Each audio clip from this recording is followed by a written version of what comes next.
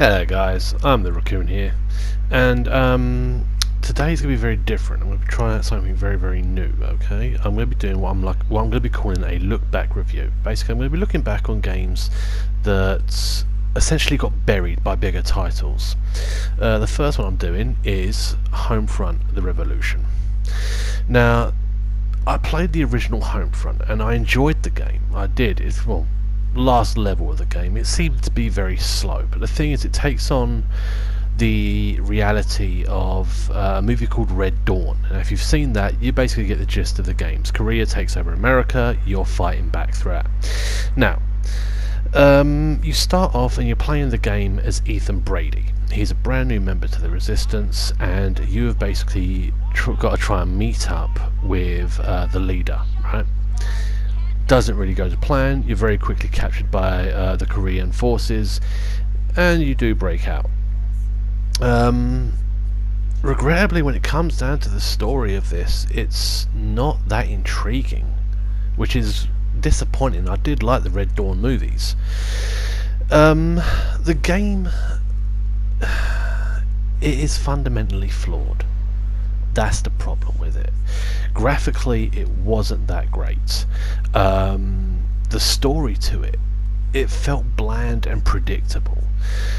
Basically, I've got a set of notes here that I've written out. Yeah, blah, blah, blah, blah. It's got a fairly large open world. Okay, which I'll give it credit to. It does. It's got a variety of different regions you can explore, and you are able to just go through and annihilate the KPA. Now, one thing I did like is that the zones that you can go through are very different from one another. You've got the red zones, which are like the outer areas of the city that's just been bombed to shit. It's just buildings are destroyed. It's known as the red zones, and KPA there are essentially ordered to shoot on sight. You've then got the yellow zones, which are like essentially that's where the civilians live, right? The ones that are being occupied, all that kind of shit. Now there are KPA forces there, but they have to get a better sight of you. They have to know who you are before they can open fire. And then you've got what I call the green zone. It's not technically called the green zone, but I call it the green zone. That's where collaborators live. Now, what I like about it is, like I said, with the red zones, they're bombed out, completely destroyed. With the yellow zones, it's grimy. You can see that the people there aren't really cared for. They're just basically there. It's essentially like a massive prison. But when it comes to the green zone, where the collaborators live, it's brilliant. It's pristine there. They've got these beautiful buildings that they all live in. You can tell, they still haven't got like the money, but they've got a better living from it. You know, they've got a better way of life there. Let's see. Yeah, the weapon system on this is absolutely cool. I like the weapon system. It's very unique. At the beginning of the game, you're given a pistol. And you can probably see on the recording here, I'm just walking around with a bit of a sniper rifle, and I think I'm about to switch some bits around. But anyway, each weapon you have has got different versions it can be. You essentially, like say I've got the pistol here, for example. You want to switch it to something more crowd control style. You can basically rip the slide off the top of it, slap a new one on, and it becomes an Uzi. Now the thing is, this is a very cool mechanic, something I haven't really seen in many games. Well, thinking about it, something I haven't seen in any game. But this is a double-edged sword, but I'll be coming to that later on. Like I said, it's graphically flawed. The graphics of it, here's an example. Walking around one zone, right? I swear to God, I was in 3 different sections and I passed the exact same hooker. All asking me the same question. Just the hookers all look identical. You know, and I understand, yeah, it's not being done by a massive developer. This was done by Dan Buster Studios, and it was published by, who was it published by? I think it was published by Deep Silver, I think. Don't quote me on that, I think. But you'd think there'd be more essentially skins for the characters. You know, give us a wider range of hookers. You know. The main characters, I'm not going to put any spoilers, but there are characters in the game that you do get introduced to that will die. The thing about it is what should be a powerful moment, what should be a part of the game that impacts you, doesn't. It just feels bland. You know, yeah, you get the little cinematic of your character, you know, covering the bullet wounds, telling them to stay there and stay with you, all that kind of shit, but realistically you're just left there with a controller in your hand going, oh well, you know, I can have that person's ammo, yay. The game has got more than its fair share of bugs. Some bugs do happen when it comes to firing your gun repeatedly throughout the game. I was just switching around my guns and shit like that, and you got to do it through R2, all that kind of shit.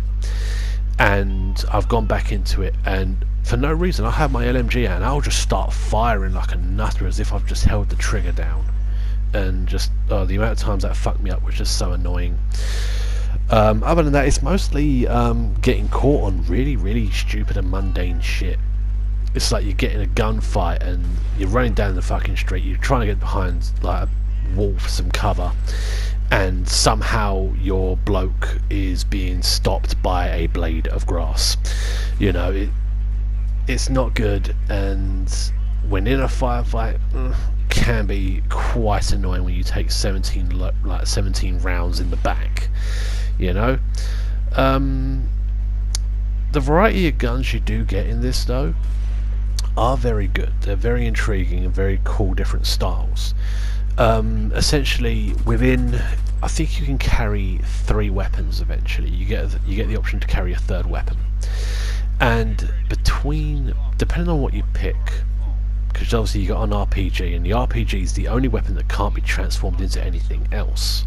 However, if you unlock certain weapon styles or weapon slides, you don't need the rocket launcher, because the LMG, which I was just packing there, that changes into a limpet mine grenade, like a limpet grenade launcher, and it's bloody amazing. It takes shit down easy. It's like I was saying, the weapon styles and the gadgets you can put on them as well allow for a very varied play style. If you want to go balls out and blow everything up, you can. If you want to be more stealthy and take the KPA out like Phantom, you can. That's what I do like about the game. It gives you enough of a weapon variety to let you play how you want to play. That's one thing I do like about it. Where the game does shine for me is in the multiplayer. Now in this one, the original Homefront had a competitive mode, it had a PvP mode. In this one, it's a cooperative mode. It's a 4-player co-op mode, basically called resistance mode. You can team up, you get to make your own character, you get to make your own class from like the options that you give them. You get to have your own talents and things like that.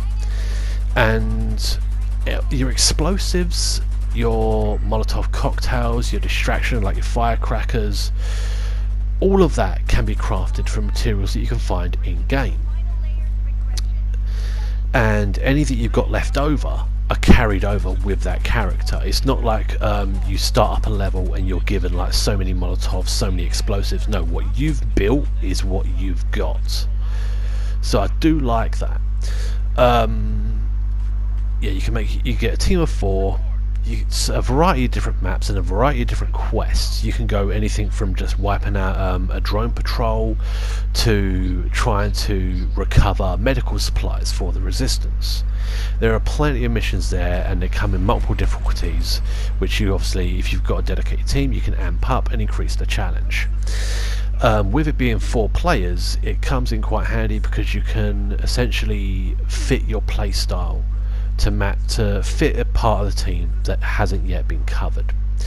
Sadly, there isn't a medic, which is something I thought would have been good, to have a dedicated medic on the team, but that doesn't exist in the game, sadly. The campaign to it if you hammer the main objectives and just fly through the game, you could probably get it done in one sitting. A long sitting, it might take you all day, but you could get it done in one sitting. However, if you want to venture out and you want to get all the zones unlocked from KPA control, it could take you a couple of days, maybe 2-3 days, something like that. But yeah, getting back to the multiplayer, this is where the weapon system, where you can slide off and slide on different guns and shit, this is where that becomes a bad thing, because they incorporated that into the multiplayer. Now the thing is, what would have been better, I can understand having that system, like that weapon system, the slide system, for the single player campaign, because you're only allowed to take in 3 guns. But to have it in a multiplayer mode, like a cooperative multiplayer mode, it just made the whole thing of building a class and building a character and trying to get it to fit a certain style pointless. It's like, I liked the battle rifle. That was personally my favourite. I love the battle rifle. Semi-automatic, short to mid-range distance, you know. But when you can slide that off and turn it into a long-range sniper rifle, why do you need a sniper? And at the same time, when a car fucking rolls up on you and you can slide off the sniper rifle and put on essentially a rudimentary rocket launcher, why do you need a demolitions expert? That's where it didn't seem right. If they had left that weapon system out of the multiplayer and made the team try and fit a certain play style, you know, have one gunner, have one good for stealth, have one good for close range, and have one good for long range, that would have fitted the whole dynamic of having a team a lot better. You know, that's just the way I feel about it, though. It's not a terrible game. It's not a good game. By no means is it a good game, but it's not the worst game I've played. There are a few things in this game that did work, but a lot of things in this game that didn't. That's the problem, especially when you consider that this game came out in May 2016, the same month when Doom, Uncharted 4 and Overwatch, a game that's still bringing people in by the thousands, which is a first-person shooter, they were all launched in the same month as this game. It never stood a chance. Personally, if I could have controlled any aspect of it, I would have given Dan Buster Studios a couple of more months, at least. You know, let the hype of Doom die down, which it did very quickly. Yeah, Overwatch is still a juggernaut, but you wouldn't have to compete with 3 massive games on one system. I haven't looked into what Xbox had, but PS4, you had this released, you had Doom, Uncharted and Overwatch. It never stood a chance. But I would have given them a couple of months. Let them polish the game. Let them fix a load of the fucking bugs. Let them try and make this game better. You never know. 2-3 months can make the world of difference. Between 2 and 3 months, that would have landed it between... Let me think. I think it would have landed between the launch of Overwatch and just before the launch of Battlefield. That would have been a good place for it. That is somewhere I think it might have done a bit better. Because those who tried Overwatch and didn't like it, they wanted to try something new, this game would have been in a better position, it would have looked a bit better, and it would have been something new. It wouldn't have been something that got released and was just instantly buried by other fucking major games. But here's the thing. Would I suggest buying it? depends on the price. Now at launch, was this worth, what, 55, 60 quid? Fuck no. Hell no. Never is this worth that much money. However, now, here's an example. I picked this up for a £5. It's worth a £5. At most, it's worth a £10. If you can find this for under 10 quid, yeah. If you're into first person shooters where you can feel like an absolute god, running around gunning people down, using like RC cars with explosives on it to blow up a heavily armoured APC, fuck yes, get it. You know, this game, it's a very confusing one. The story is bad. The graphics ain't that great. The glitches are annoying when they happen. But when it works, when you're on your own in a bombed out building, giggling to yourself like an idiot because an APC's pulling up with more men and you've just slid off the LMG and you're putting on Olympic grenade launcher, it can be a lot of fun, but only in the right situations. Now throughout the game, throughout the campaign, especially in the red zones, these little events pop up called flashpoints. Now I think what they were trying to do there was trying to make a spontaneous event. You know, something where the resistance is having trouble, they're under fire, and they need help, basically. It's like an emergency situation. It was basically thrown in, I reckon, to try and spice up the gameplay. Now, at first, yeah, I did them, and they weren't bad. You know, some were just a bit weird. Some are timed, which is incredibly annoying, because it takes you a while to travel around on foot. But eventually I stopped doing them because they stopped being fun and they became more of a hindrance towards something else that I wanted to do. You know, I wanted to go out and like take over this massive fucking base out of nowhere. Oh, the resistance needs your help on the other side of town, and there's me just like, fuck them. They can hold off, they can fend for themselves. Another thing that I did like in this is as you take over the quadrants, you inspire the people, especially when it comes to the yellow zone and the green zones. You can inspire the people. It's called a hearts and mind.